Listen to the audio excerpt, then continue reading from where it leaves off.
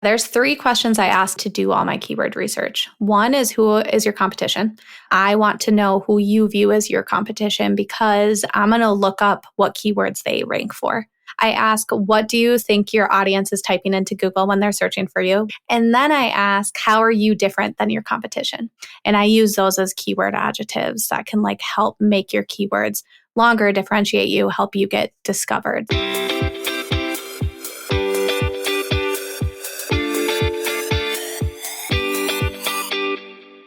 Hey, it's Renee. Welcome to the Into the Wild Show, the podcast for women who want to build incredible mental strength to level up their business and lifestyle. I'm Renee Warren, the founder of We Wild Women, author, speaker, award-winning entrepreneur, and your host. Together, we will make you unapologetic about shining your light, growing your business, and turning you into a wildly confident and successful leader. This is for you, the visionary, the go-getter, the entrepreneur, and for those that need a real kick in the butt to get going and to dream bigger. Each week, I bring in leading experts and entrepreneurs to help you take leaps in the right direction, because I know the best advice comes from someone who has successfully done it before. So, are you ready to level up? Welcome to Into the Wild. Hey, you wild women. My next guest is a co-founder of Duo Collective, an agency that specializes in search and design to organically grow your business. Abbey specializes in authentically driven organic SEO strategies and empowering business owners to better understand how SEO can drive traffic and, better yet, sales. She is a wife, mom of 2 toddler boys, and a big old Bernese mountain dog named Garbanzo. In this episode, we discuss the importance of SEO for small businesses, how to start with basic SEO even if you don't know what you're doing, how to create a keyword list that helps your website and content rank, and simple tips that work for both your website and your PR strategy. Please welcome the incredible Abbey Oslin. Hi, thank you. I'm so excited to chat with you. And honestly, I could talk about SEO for years. So well, we only have isn't about 30 minutes, so do your best to dumb it down. I get it. I can talk about PR. I will try my best. Well, it's so funny because when we know a topic well enough, we tend to think it's easy, right? And you and I could probably go on a walking date for 2 hours and still have so much to talk about our own industries.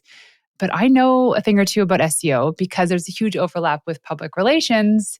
And it is intimidating and it's confusing for a lot of people. And so we're kind of here to clear the air as part of the October Master Your Marketing Mindset series with the hopes of inspiring female entrepreneurs to actually get their marketing strategy in place for 2024.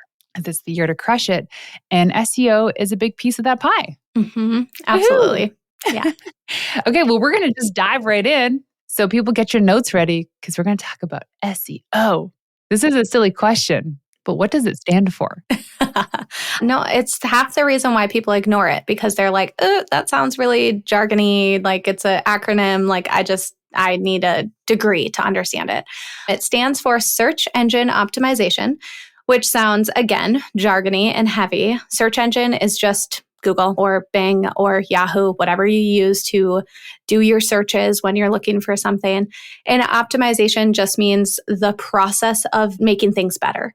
So really, SEO is just all about the process. It is not a one and done thing. It is a process of improving your website and your online content to be found better on a search engine like Google. Okay, why is that important? It's important. And this is also a question I get because some people are like, oh, I'm already doing okay. People find me. Word of mouth is great. Why do I need SEO? And there's a whole bucket of people out there that the world is huge. The people you can reach are endless. There are so many people you can reach and help and discover with your business. Why wouldn't you want another piece of the pie of people who are out there searching for the problems that you can answer, the products that you can offer, the things that you can help make their life or their business better? There's just these people out there searching for things where you can help. And why wouldn't you want to be there? Why wouldn't you want to be the answer that they're searching for? I also see too, one of the first things I do with my clients is look at their analytics and see okay, who's coming into their website? How are they finding them? 99% of the time, the highest amount of time on site is coming from people who find them from a search engine. So organic search is a bucket, and typically it's the highest engagement someone gets because people are seeking you out. They're seeking out exactly what you offer, and they're landing on your website, and now they want to explore and they want to spend time on your page. So that's really good to know, is that all the effort you're putting into search to help those people find you, they're scouring your website. Like, they love it. They want to digest it. So all the more reason for all that hard work that you put into your website to not go to waste. We're probably going to talk about this again, but SEO is such a huge thing with public relations and people don't see it. Here's the thing, and I always come back to this example in terms of like pitching timelines, is in July, journalists are already putting together their Christmas gift guides and their Christmas things. And why? Because people, if you started Googling right now, time of this recording, September 27th, if you started Googling stuff for the holidays, it'll come up. It'll be like holiday fashion trends, nail colors for the holidays 2023, all these things. Explain to us, why do they do this? Yeah. Okay. So I have so many things I can talk about with this, but we have 2 really high performing blogs on our website that drive a ton of search traffic for us. One is how to create a Gmail signature in Canva. So simple, but drives thousands of traffics, hits every single month. And we wrote it 3 years ago. The second is a post all about supporting small businesses for Saturday shopping, like Small Business Saturday. And it's a post, again, written a couple of years ago. And we sit on page 1 for small businesses online because of it. Like, those posts are things that drive traffic year round for us, not just for the holidays. So one, when you create content like gift guides, like the reason why people create content like that is because it's huge traffic drivers for your website. So it's really good as a user who's creating it. But you, in terms of a business owner who wants to get featured on gift guides and wants to get on these publications, what people don't understand is that this is something called a backlink. So when your website is linked on someone else's website, it's called a backlink. And these backlinks are basically Google's word of mouth. So when someone tells you about another company, or a friend tells you about another friend you should go meet, or someone you should meet, you're going to hold that with a higher standard because someone told you about it. And so you're like, okay, I trust them. I know, like, this person must be good. They wouldn't have referred me without them. It's the same thing in the online space. So when people are talking about your website, when people are linking your website, when people are referring you, search engines deem that with a high authority. They're like, wow, they must really know their stuff. They must really be an expert because they're being featured. They're being talked about. People are showing them. So because of that, it gives you what called a higher domain authority. And domain authority is how authoritative Google sees you as a website and a person in your industry. The higher the number, so it's 0 to 100, higher the number, the easier it's going to be for you to rank on a search engine. And you can't just grow that by creating blog content. You have to have backlinks to also grow.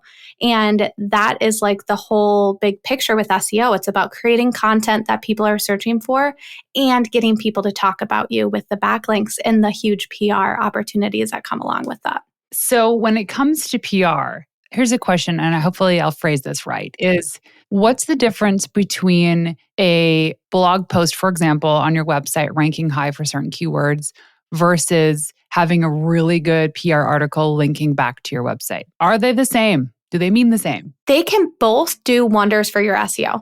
Both of those should help drive traffic to your website, because if you're linked in another publication that's driving traffic to your website, awesome. That traffic is going to be categorized differently. So typically it's like referral traffic versus organic search traffic. It's just 2 different ways to bring traffic to your website, but they all help the foundation of your SEO. So both are important. And usually I'll tell my clients, like, you need to be doing, that's a holistic SEO picture. You need to be doing all of that in order to be improving your SEO. You can't forget about securing backlinks and features, because oftentimes what I see, depending on the industry, is those actually help increase your domain authority faster than just creating and pumping out content for your blog.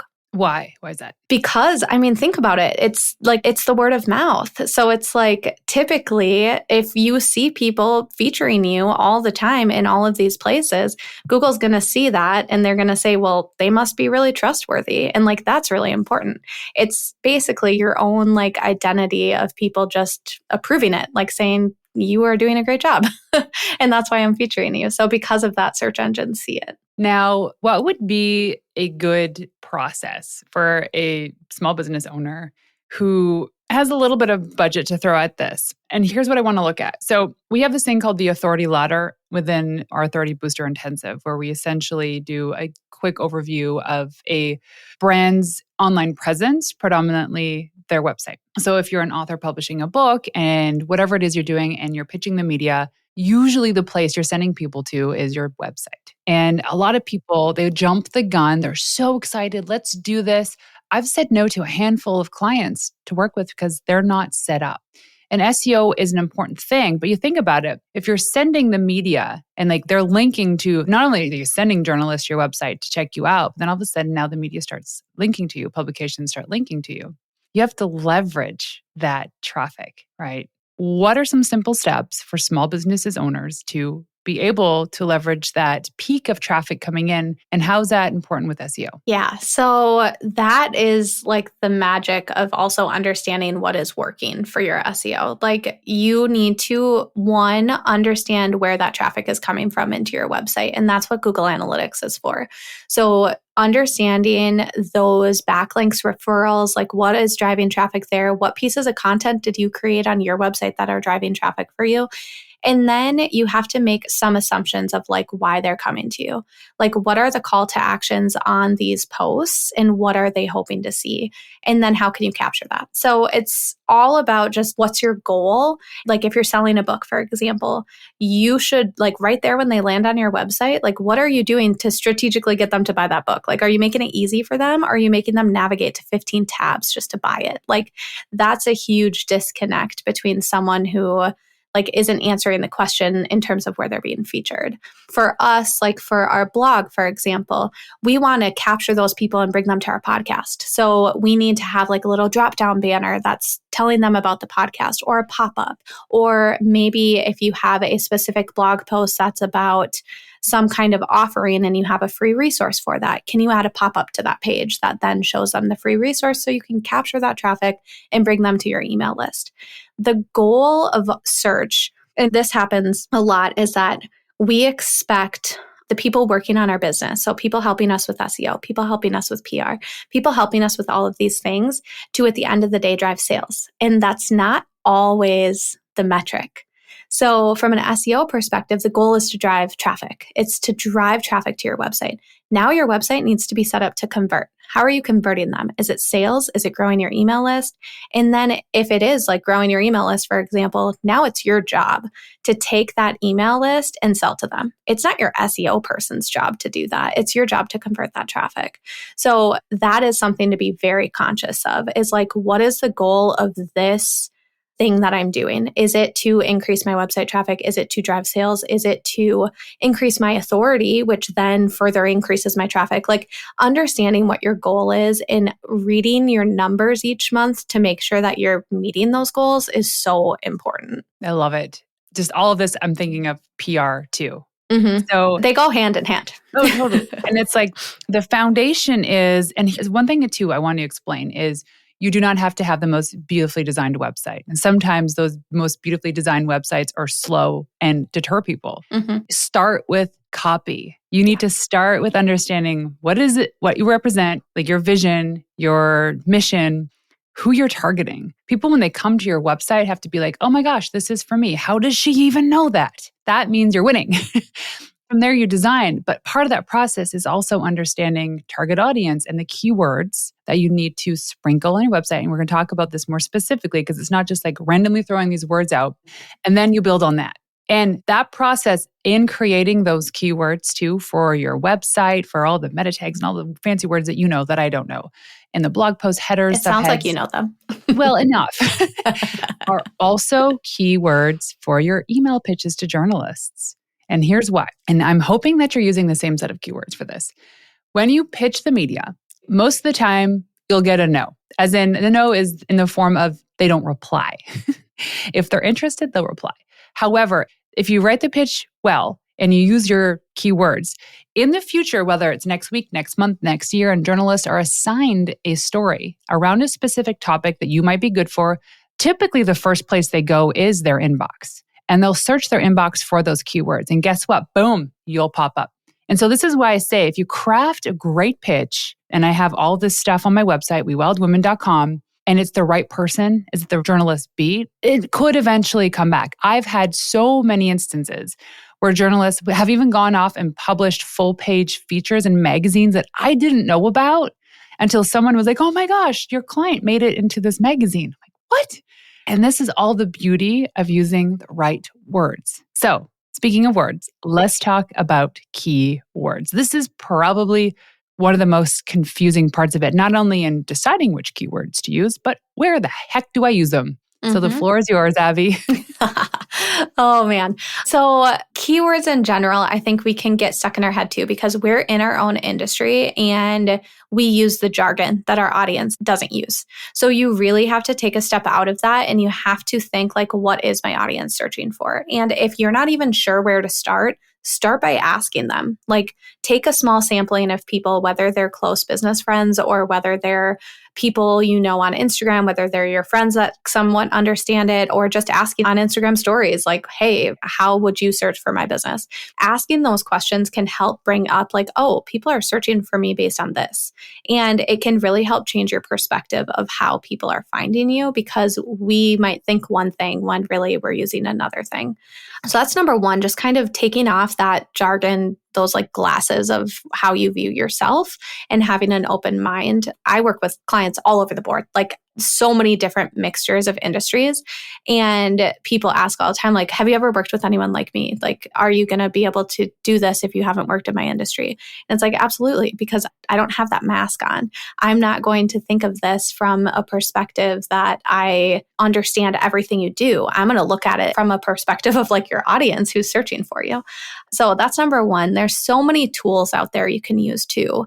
Ubersuggest is one I recommend all the time. Very cost effective. You actually get a few free searches a day. So it's definitely one that it's an actual tool that you can use rather than there's like plugins, like Keywords Everywhere, things like that, that you can just get like Chrome plugins for your browser. And as you're searching Google, it will tell you how often someone is searching for that keyword a month. Tools like that will help you then take the words that you asked people what they're searching for, plug them in, and then see, is this keyword getting volume? That's one thing you have to look for. Like, are people searching it? Because if only 10 people a month are searching for that keyword, that's pretty low. And you're not going to drive a ton of traffic with that word. So it's all about having like a mix, high volume keywords, low volume keywords that might be more niche specific to your audience. And also looking at how competitive that keyword is. Because if that keyword is super competitive, and Ubersuggest uses a simple red light, green light kind of approach so that you can see like green means not competitive, red means super competitive.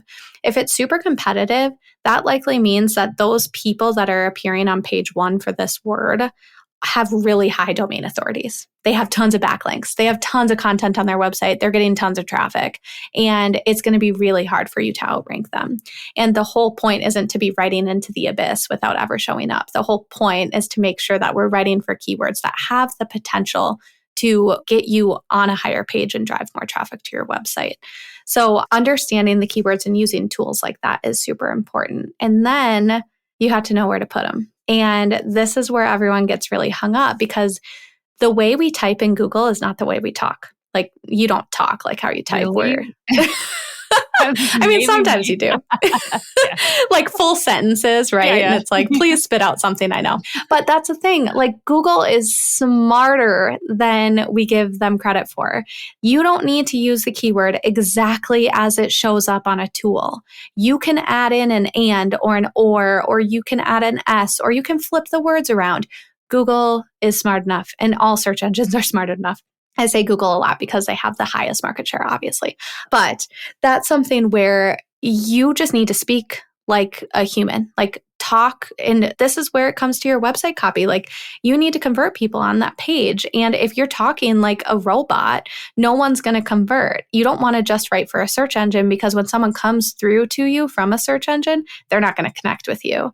So you need to take those words and you need to use them in your own voice, your own personality, and you should still use them, but mix them up and make them sound like you. That is super important, not to get hung up on the technicalities of the word when you're using them throughout your website copy. Oh gosh, I remember when I started my first PR agency back in 2012. That was the time where you can hire writers off of, it wasn't Upwork. Like Fiverr? No, it was before Fiverr. I forget what it's called. Anyway, and you literally gave them 10 to 20 keywords. And we would just say, go and write these articles. And we would kind of finesse them when they'd come in. At the time, we were doing, our volume of content creation was crazy. We were doing like 4 or 5 long form blog posts a week. Wow. Yeah, through our writing team. And it worked back then. It really worked.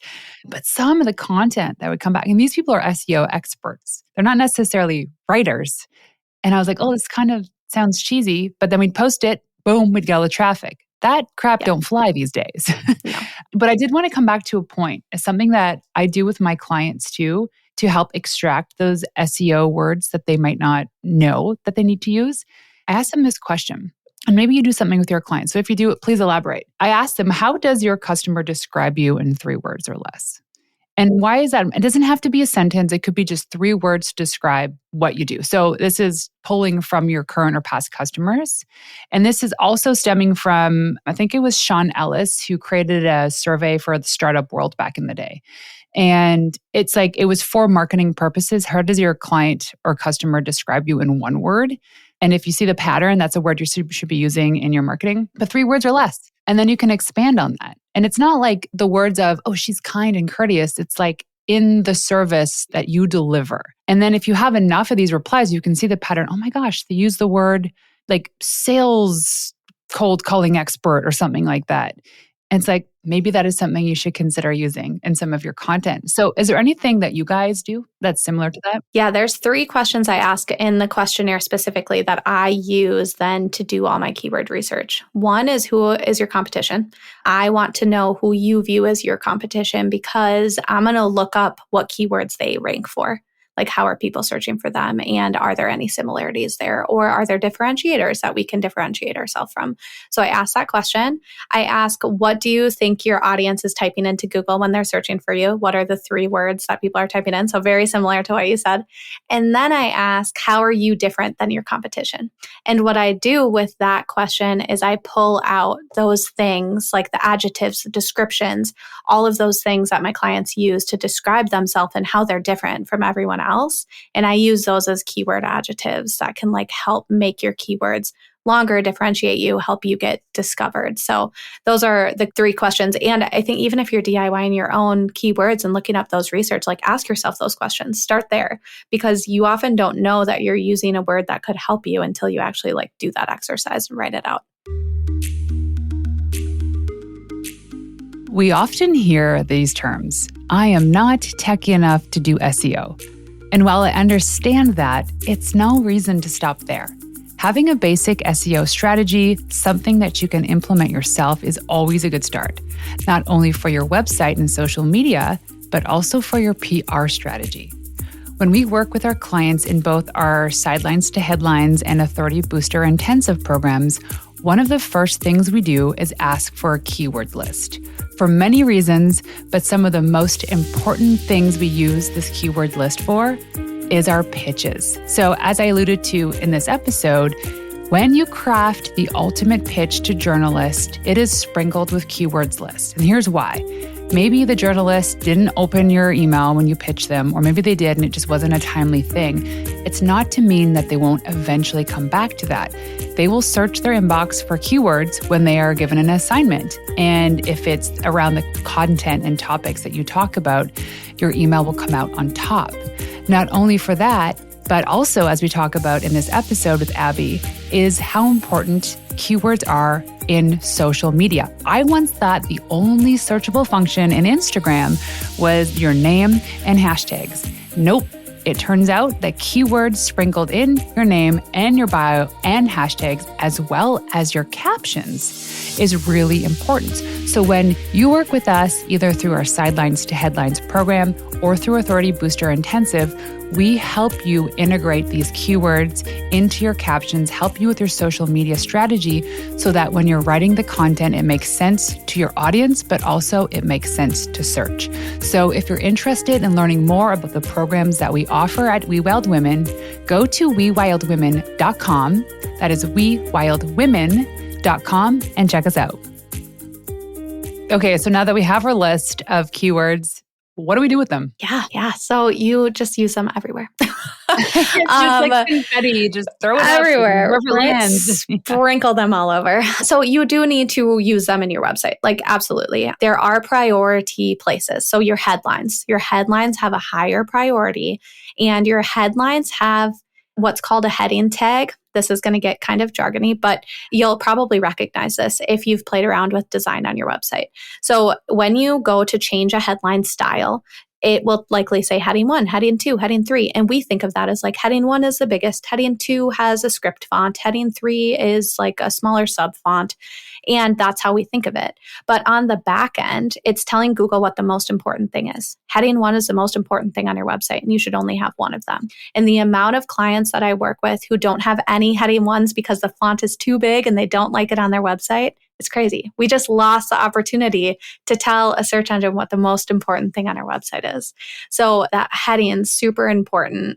And also like what you said before. So like sales specialist, like say you're like, oh, that's ugly. I never want to use that on my website. Can you make that an FAQ? Can you make that like a subheading on your website to say like, what's the difference between me and a sales specialist? And now you've used that keyword on your website, and you've used it in a way that positions you to speak to what the difference is, but still might help you get found for someone searching for that.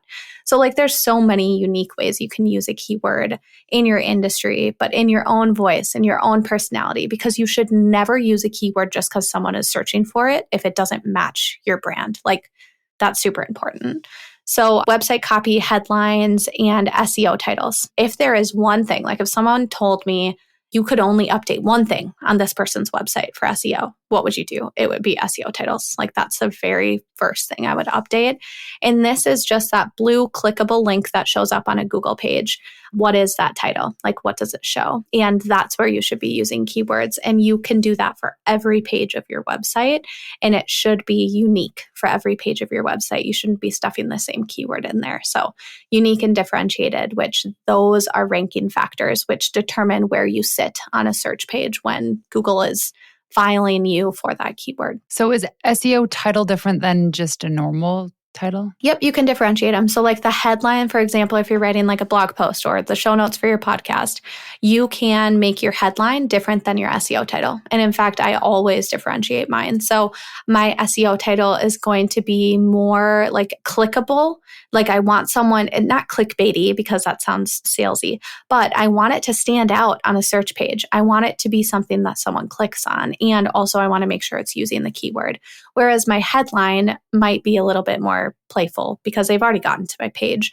Now I want them to read the content. So it's great if you can use the keyword in both, but I always prioritize the keyword in my SEO title over my headline. So in Google, do they both show up? The headline won't show up. Nope, the SEO title or the page title will be what shows up on a search engine, not your headline. So your headline is just what they'll see when they click through. But again, those are like heading 1. So like those are still high priority and taken into consideration when Google is determining which pages show up on a search engine, but you don't see it on a search page. And then, so what you're saying is, so blog post as an example, because we all know what that is, the title for the blog post that you see on the blog is different than the SEO title. And you're saying they shouldn't be the same. Yeah, sometimes they can be, like sometimes they make sense, but I want you to have a different mindset when you're writing your SEO title, because your SEO title is what someone on a search engine page is going to see.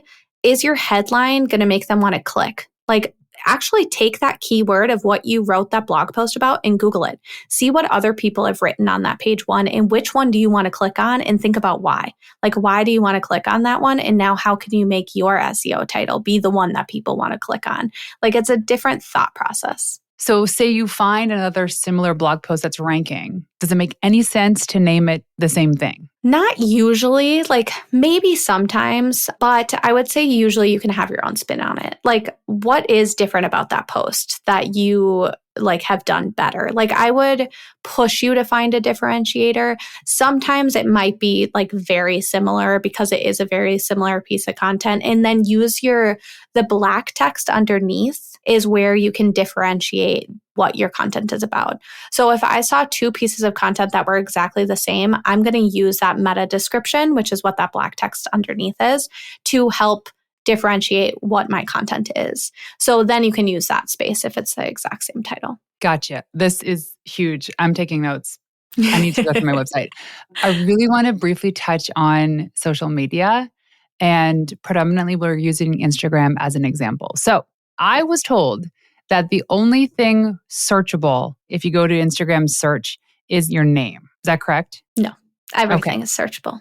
Really? I mean, obviously hashtags, but... So hashtags, because people always ask this too, hashtags are the old way of searching. Instagram didn't have a way to search for words up until recently. What was it, like a year and a half ago, where the search bar now lets you search with words. So they didn't have that before, and you had to use hashtags. That is how on the back end, they were able to aggregate all of that stuff together. Now, you don't need a hashtag to search for things. You can just search for things. So hashtags still make sense if people are searching for them. Like it's just like a keyword. If people are searching for those hashtags, then perfect, they still make sense. My guess is that people aren't going to search for hashtags forever. Like that's going to start trending away and people are going to start searching for keywords. So that's why you'll notice that sometimes now instead of hashtags, people are just doing a slew of keywords at the end of their post. Yeah. I'm totally creeping the word PR expert on Instagram right now as I'm listening to you, and I'm fascinated by this. So what is showing up is in the caption. Yeah. And it's not even a hashtag. Yes, exactly. So you can search for accounts. And when you're searching for accounts, like when you search a word, you can toggle up top, like accounts, post, those types of things. So when you're searching for accounts, it's like it's pulling it from your name. Like your name is the most searchable thing. It's not the only searchable thing. But then if you are just searching for a word, all these posts that pop up, people use that as their alt text. So you can actually add alt text to your images in Instagram. Okay, explain what that is, because most people are like, what is that? Right. So alt text is used anywhere you have an image online where someone is using like a screen reader or has like any kind of visual impairment or anything like that. So it's super important for accessibility reasons to be doing this because you want to make sure that everyone, regardless of abilities, can access your website. So that is more important than just using your alt text for searching, because that's the purpose of alt text, is for visually impaired users. So you should always use that first.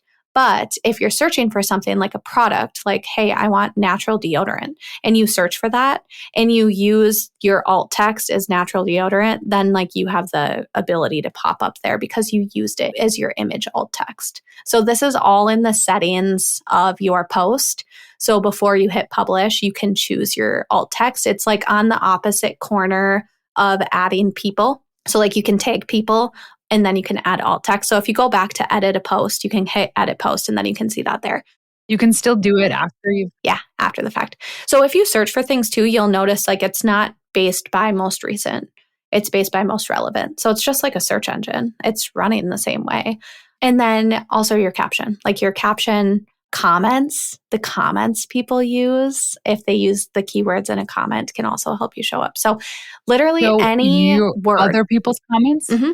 Yeah, on your post. I remember on Instagram, there used to be these, have you heard of the promo trains or like the promo pods? Yeah. Yep. So what those used to be was like a group of friends or acquaintances would come together, and there was maybe like 10 to 12 of them. And any single time somebody would publish a post, you'd go into your like WhatsApp and be like, hey guys, I just published a post, because you wanted it to be like, quote, organic.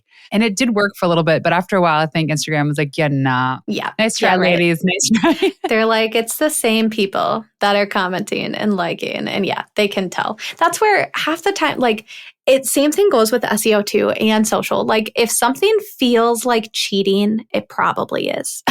Oh, come on. Come on. Every day I feel like I'm cheating. Sorry. Fun sucker. I know. But it's fun when you do it the right way, and then it just works forever. Well, it did work, and then it stopped working because everybody was doing it. And I was like, oh shit. Yeah. I remember the first time my friend Diana told me about it. She's like, hey, you can't tell anybody about this technique, but we have this little like promo pod. And I was like, what the heck's that? And I was like, oh, this sounds actually really smart. And it worked for like a month or so, and then it didn't. And then everyone just gave up. Yeah. But I think that's a good point, especially with SEO, that if it feels like cheating, it is. Same can be said with PR. I think about like, I know part of our job together is really in teaching our customers and prospects the process, because especially with SEO, because it takes a long time for some things to start ranking. And they're like, well, what are you guys doing on that back end if it's not ranking yet? For me, it's like we generally pitch on average 10 contacts per week per customer. And they're like, doesn't seem like a lot, could be a lot. It can take upwards to an hour and a half, 2 hours just to pitch one person for many, many reasons, which only adds up to being maybe 20 hours a week, but that's a lot of work. So in this process requires a lot of patience. And sometimes it is, okay, set it and then wait. And there are moments when it's like, there's nothing you can do because you have to let all these algorithms get to work. What are some expectations that people need to understand when leveraging SEO? Yeah. So I tell all of my clients, like, even if we've gone through your website, we've optimized everything, I will not look at anything for 3 to 4 months, sometimes up to 6 months. Like, I won't, do not track. Like, don't look at everything every day, because sometimes I have clients who see massive growth in 2 weeks, but that's because their industry is like less competitive. So it's easier. If you're in a really saturated industry, it can take 6 months to a year to actually start seeing results. But the benefit is it's long term. It's not like you're spending a bunch of time on Instagram Reels and you're looking for that instant gratification that you see. Like, this is something where the content you create now and the foundation you set now can still drive traffic for you 5-10 years down the road. Like, it's something that is going to just compound over time. So it's worth it, but you just have to wait. And as long as you're seeing subtle trends, and usually what I'm looking for is like search traffic, like, is your search traffic going up? Are you getting indexed for more keywords? Are you ranking on higher pages? Or are you getting more backlinks? Like, are people talking about you? Are you getting those features? If all of those things are trending up and your domain authority is trending up, then you don't need to worry about anything. It's just going to be a slow process, but it's worth it. So one thing I was just thinking of, I Google some content. So in my original agency days, we did a lot of contributed content for really notable publications like Neil Patel, HubSpot. And I go back to those articles that I know were written in 2014. And it's like last updated September 25th, 2023. I'm like, what's going on? So explain to me, why are these trafficked, like as in like they're getting a lot of reach? Why are they going back and updating these posts? And what is it that they'd be updating? Are there words? Are there images? Oh, I love this. So Google has something called a helpful content system. So a couple times a year, Google is doing updates to their helpful content system. And I can actually send you the link so you can include it in your show notes too. They have guidelines so that you can self-assess all of your content and make sure that it's following these guidelines. But basically, your whole website should be offering helpful content. Just because you wrote a blog post 10 years ago, if that blog post is still living on your website and you don't want to delete it, is it still relevant? Can you go back and update it? Can you make it better? Updating your content is just as beneficial as creating new content. Say you write 1 blog a week or 2 a month. I'd rather you cut that in half and spend time updating 2 of your posts each month and then creating 2 new posts. It is just as valuable to update your old content as it is to write new ones. So that takes the pressure off of always having to create original content. Yeah, it makes it easier. Okay, so I have some content that we wrote probably 2 years ago, maybe a year and a half ago on the website that really, it's not, I don't even think it's ranking. I mean, I would probably know. However, it's good content. Does it make sense for me to change a couple of things and then republish it to today's date? Can I do that? Yeah. So I would look at absolutely, you can redo that. One thing, so September was the latest helpful content update. And one of the things that came out in that is, are you changing a couple words and then republishing just to make it seem fresh? Okay. So they know. Yeah. They're not dumb. That is something that they're watching for, but it doesn't mean like sometimes you have to change a fact or a statistic. So like sometimes it's okay because you are updating relevant information, but it's more important to like take a look at that and like think back. Okay, what keyword was I writing for? I'm going to search for that keyword. What are people using? There's also this section in Google that says people also ask. And if you click on it, it's a bunch of questions that people are asking related to that keyword. Can you take those questions and answer them in your blog post? Like, can you enhance your blog post, make it longer, answer these questions, make it more robust, and then republish it? So that is definitely something that you should be doing. And especially if you like the content and it's not ranking, then go and look at your keywords, like what's going on. Like, is it just too competitive? Is my keyword too niche? Because if my keyword is only like driving, like only 10 people are searching for that a month, it's just too niche. Like you might be ranking well for it, but it's just not driving the traffic because not that many people are searching for it. So it's like understanding that.